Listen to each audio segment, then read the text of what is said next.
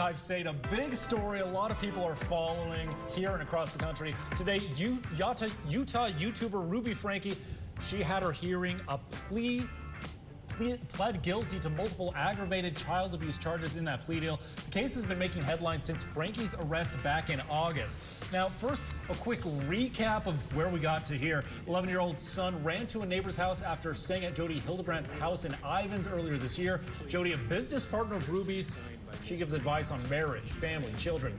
Boy, underfed, tied up with rope. Police investigated. They found Ruby's 9-year-old daughter as well at Jodi's home. Shortly after, Ruby was arrested in Utah County, now leading to the charges that she is facing now. Today, our Arc Salt Lake co-host Brian Schnee, he's been down in St. George all day following the story, covering this story. Let's hear from him. Arc Salt Lake, it's Brian Schnee in St. George. Behind me here is the courthouse. This is where Ruby Franke pled guilty to 4 counts of aggravated child abuse earlier today. What that means is Ruby will spend more time in jail before her sentencing. That'll likely be in prison. We don't know the exact specs of how long she will be sentenced as a result of those charges. This comes as a plea agreement that we knew about late last week. Also included in that agreement, though, she will testify against Jodi Hildebrandt, who has a hearing coming up tentatively after the Christmas holiday. Big news out of St. George today. We're following it on all angles. We spoke with the prosecution. I sat down and spoke with Ruby's attorney today. Didn't offer up a whole lot, but they're waiting to see how things play out as it pertains to Jodi Hildebrandt.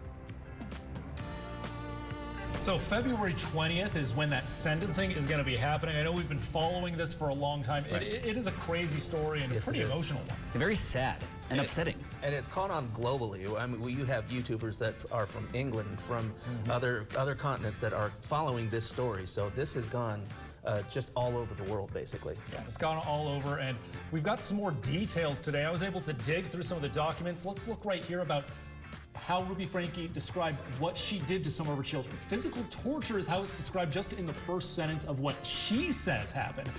Resulted in repeated serious sunburns, blisters, sloughing skin, punished when her 11-year-old son secretly consumed water. These are the things that she admits to doing. Then also she describes more what happened next with some of the other abuse that was given to the children. As we turn to the next piece of video that we have here, we'll be able to see her walk into court. She gives a smile to some of her family that are there and then sits down. Yeah. It's intense what happens. Later on in those documents, she says that she kicked the children. She held their faces underwater as they struggled to breathe. And I think one of the things that's most, at least, concerning, disturbing to me is that she told the children that they were evil, that they were possessed, that they deserved this, and that going through this torture, essentially, was what they had to do to be able to repent. And this 9-year-old girl fully believed it because, you know, this is what her mom was telling her. So it's just what she admitted to doing in these documents, just, they are horrific details that, like, we knew it was bad, but we didn't know it was as bad as it said in the documents. Yeah, as bad as we feared that it was traumatizing a little bit for me reading through these documents today, for sure. And today we heard a little piece of what Ruby said. She says that she regrets the abuse. Let's go ahead and take a listen.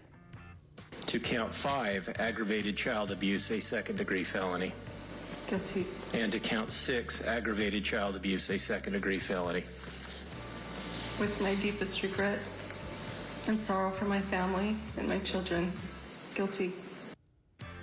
As you can imagine, a lot of reaction on social media, especially now that the abuse details are out. People are, of course, mad that Ruby was smiling.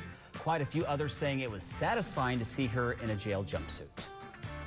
And a whole lot of comments, as you can imagine, thousands of people giving their thoughts about what happened there.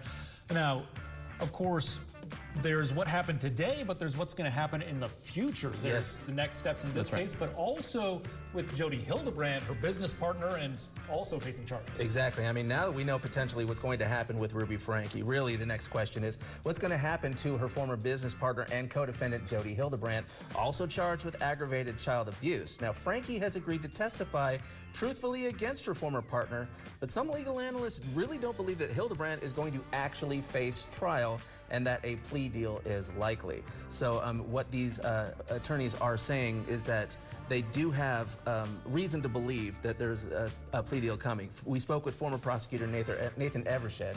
He is not connected to this case, but he says there are two big reasons why he does not believe Hildebrandt is going to face trial. One, now Ruby Franke has flipped. She's a cooperative witness, and according to Evershed, he believes that she would actually come across as a very credible witness because she didn't take what some people would call a sweetheart kind of a deal. Right. She agreed to prison time. We don't know exactly how much it's going to be, She may but not have much reason to lie if that yeah, wasn't the case. and that's one thing that juries would actually believe Franke about because she doesn't have any reason to lie about it. Two, the children. Very few defense attorneys actually want child abuse victims to take the witness stand in front of a jury. Juries have massive empathy for child abuse victims. You know, jurors are told, leave your emotions out of it. But Nathan Evershed says that's impossible when you're listening to a kid talking about just how whatever the abuse happened to be. So people have asked also if Hildebrandt is going to get more prison time than Franke. That's too early to guess. Well, I think that ties into how I think over the last week, last few days even, we've heard some things out of Franke's camp suggesting that they believe Hildebrandt was kind of the mastermind, the one that was kind of pushing her to take these extreme steps. Of course, that's her statement from Franke's camp, and you'll see kind of how what happens moving forward. Exactly. Yeah, a lot more to come with that case.